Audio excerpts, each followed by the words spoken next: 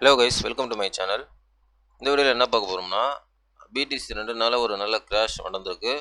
So 5000 மேலே நடந்திருக்கு. So இதனுடைய நெக்ஸ்ட் அப்டேட் வந்து என்னமா இருக்க போகுது, பிடிசி மூவ் எப்படி பாசிபிள் மூவ் இருக்கும் நெக்ஸ்ட் அப்படின்னு சொல்லி இந்த வீடியோவில் நம்ம பார்க்கலாம். அது மட்டும் இல்லாமல் சொலனா, எத்திரியம், ஸோ இதெல்லாம் எடுத்து வச்சுருக்கேன். ஸோ இதனுடைய அனலிஸ்ட் நம்ம பார்க்கலாம், கம்பேர் பண்ணி பார்க்கலாம். ஸோ மார்க்கெட் எப்படி இருக்க போகுதுன்னு சொல்லிட்டு. ஸோ வீடியோக்கு புதுசாக இருந்ததுன்னா சப்ஸ்கிரைப் பண்ணிவிட்டு பாருங்கள். நான் போடுற வீடியோ வந்து யூஸ்ஃபுல்லாக இருக்கும். டெலிகிராம் லிங்க் வந்து டிஸ்கிரிப்ஷனில் இருக்குது, அதுலேயும் ஜாயின் பண்ணிக்கிங்க. நிறைய அப்டேட் வந்து போட்டுட்ருக்கேன், சரிங்களா? யூஸ்ஃபுல்லாக இருக்கும், ஜாயின் பண்ணிங்க மறக்காமல். லிங்க் வந்து டிஸ்கிரிப்ஷனில் இருக்குது. சரி, வாங்க நம்ம வீடியோக்கு போகலாம். ஃபஸ்ட்டு வந்து நம்ம பிடிசி பற்றி பார்த்துடலாம். பிடிசி வந்து இப்போது 4 ஹவரில் வச்சுருக்கேன். கரண்ட்டாக மார்க்கெட் பார்த்திங்கன்னா 65,900 கிட்டத்தட்ட 66,000 ட்ரேட் ஆகிட்டுருக்கு.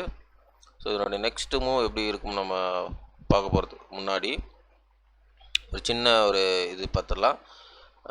லாஸ்ட்டாக வந்து பிடிசி டெலிகிராமில் சொன்ன மாதிரி 4 ஹவரில் மேலே பார்த்திங்கன்னா ஒரு ஸ்ட்ராங்கான, சரிங்களா, ஒரு ஸ்ட்ராங்கான ரெசிஸ்டண்ட்.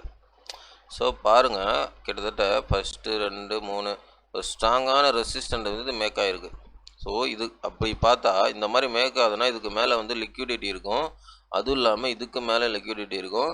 75,000 கிட்ட ரீஜன், கிட்டத்தட்ட இந்த 72லேருந்து 75க்கு மேலே லிக்விடிட்டி நிறைய இருக்குது. ஸோ அப்போது இவன் வந்து கீழே வர மாதிரி இருந்தால் இந்த மேலே ஒரு லிக்விடிட்டி முதல்ல எடுத்துட்டு கீழே வந்து ஒரு வேலிடான மூவ் இருக்கும். பட் வந்து இவன் என்ன பண்ணியிருக்கான், ஒரு ஸ்ட்ராங்கான ரெசிஸ்டன்ட் கொடுத்துட்டு லிக்விடிட்டி எடுக்காமலே வந்துட்டான். அப்படி வரவன் இதுவரை வந்துட்டு மேலே போனாலும் ஒரு ஸ்ட்ராங்கான ஒரு வேலிட் மூவ் இருக்கும். பட் என்ன பண்ணால் லிக்விடிட்டி எடுக்காமல் இவ்வளோ தூரம் வந்துட்டான், சரிங்களா?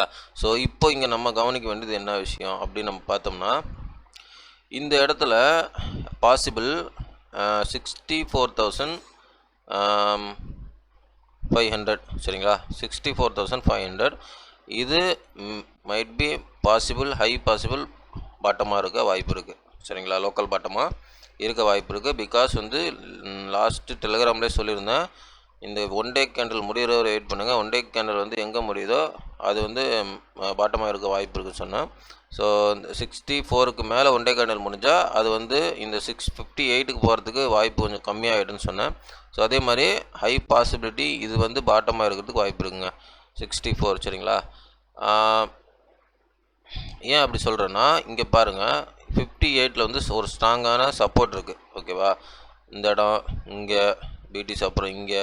ஸோ இங்கே வந்து 58ல் ஒரு 58ல் இங்கே 60 கீழே, அதாவது ஒரு 69 அந்த மாதிரி ரீஜனில், 59 அந்த மாதிரி ரீஜனில் வந்து லிக்விடிட்டி இருக்குது. ஸோ இந்த லிக்விடிட்டி எடுக்கணும்னா கண்டிப்பாக அந்த அவன் வந்தான் பாருங்கள், அந்த ஸ்பீட்லேயே வந்திருக்கணும். பட் அந்த ஸ்பீடில் வரலாமல், பட் இங்கே வந்து ஒரு ஸ்டக் ஆகிட்டான், ஓகேங்களா? ஸோ இங்கேருந்து ஸ்டக் ஆனது இன்னொரு விஷயம். இங்கேருந்து அவன் ரொம்ப வந்து இங்கேயே சைட்வேல போட்டான்னா கண்டிப்பாக கீழே வரும், நல்லா ஞாபகம் வச்சுங்க. இந்த இடத்துலையே 64லேருந்து 66, ஸோ இந்த ரீஜனுக்குள்ளேயே சைட்வே கொஞ்சம் நாள் போட்டான்னா அது கண்டிப்பாக அகைன் வந்து கீழே வரத்துக்கு வாய்ப்பு இருக்குங்க, ஓகேவா? அப்படி கீழே வந்தால் கண்டிப்பாக இந்த 59 58 ரீஜன் லிக்விடிட்டி எடுக்கிறதுக்கு வாய்ப்பு இருக்குது. பட் அப்படி இல்லாமல் இவன் வந்து இங்கேருந்து சைட்வே படம் இங்கே இது பாட்டமாக இருக்க வாய்ப்பு இருக்குது. இங்கேருந்து மேலே போயிடணும் ப்ரைஸு. ஸோ இங்கேருந்து மேலே போக தான் அதிகமாக சான்ஸ் இருக்குது. பட் சைட்வே போட்டானா கீழே போயிடும். சைட்வே போட்டானா கீழே போகிறதுக்கு வாய்ப்பு இருக்குது. பட் இங்கேருந்து மேலே போகிறதுக்கு தான் அதிகமான சான்ஸ் இருக்குது. ஏன் அப்படி சொல்கிறேன்னா, இது வந்து 4 ஹவரில் இருக்குது, சரிங்களா? ஸோ 4 ஹவரில் வச்சுருக்கேன். இப்போ நான் என்ன பண்ண போகிறேன், டைரெக்டாக தூக்கி 1 டேயில் வைக்கிறேன், ஓகேவா? ஸோ இப்போ நீங்கள் 1 டேயில் வைக்கும் போது உங்களுக்கு ஒரு விஷயம் தெரியும், இதில் கவனிக்க வேண்டியது ஒரு விஷயம் இருக்குது. 1 டே க்ளோஸ்னு ஒன்று இருக்குது, தெரியுங்களா? ஸோ அதை பிரகாரம் பார்த்தோம்னா பிடிசி வந்து போன பம்பில் வந்த 1 டே கேண்டலில் கீழே வந்து க்ளோஸ் பண்ணியிருக்கு, ஓகேவா? நான் இப்போ சொல்லணும் பாருங்கள்.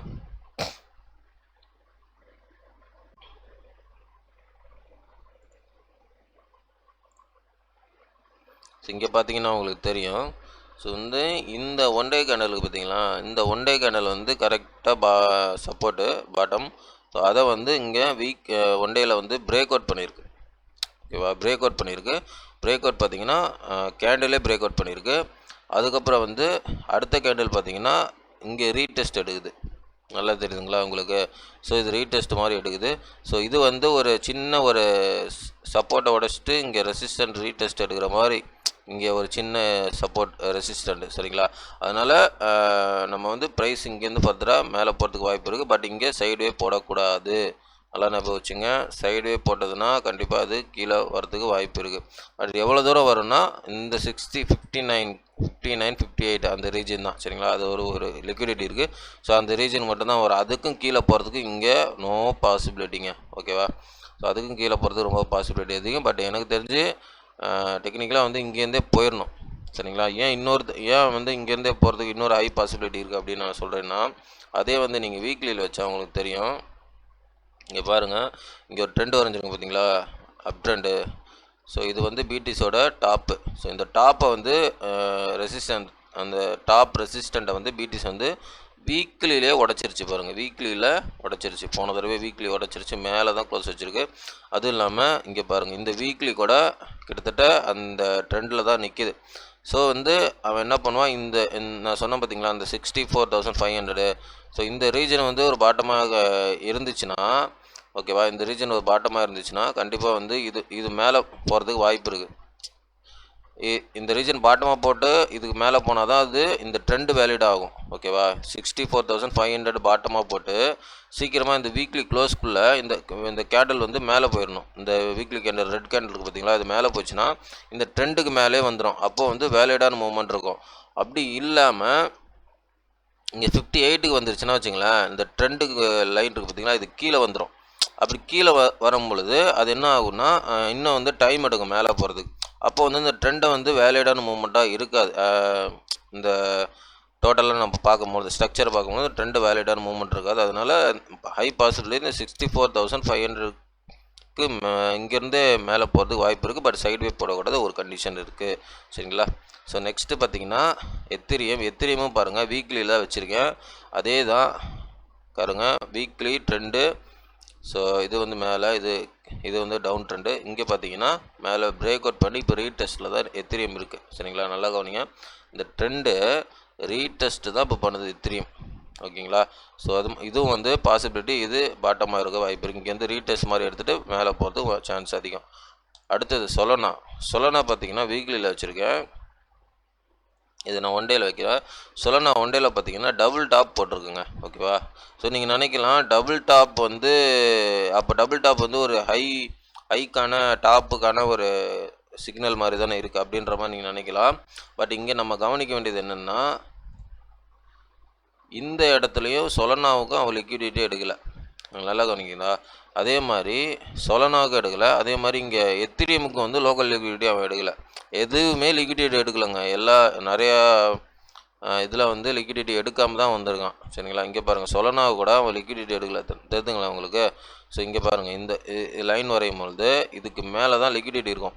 ஸோ அவன் எடுக்கவே இல்லை. இது கிட்டத்தட்ட $2010 கிட்ட தான் மேலே லிக்விடிட்டி இருக்கும். அவன் எடுக்காமல் தான் வந்திருக்கான். பட் வந்து அப்படி என்னென்னா இது டபுள் டாப் ஆகிடுச்சு. டபுள் டாப்னா மேக்ஸிமம் வந்து ஒரு டபுள் டாப்ன்ற மார்க்கெட்டில் நிறையா இருக்கும். டபுள் டாப்னா அங்கேருந்து ஒரு ரிவர்ஸ் எடுக்கிற மாதிரி தான் இருக்கும். பட் வந்து இந்த இடத்துல அந்த மாதிரி ஒரு பர்ஃபெக்டான சிக்னல் கொடுக்க மாட்டான்.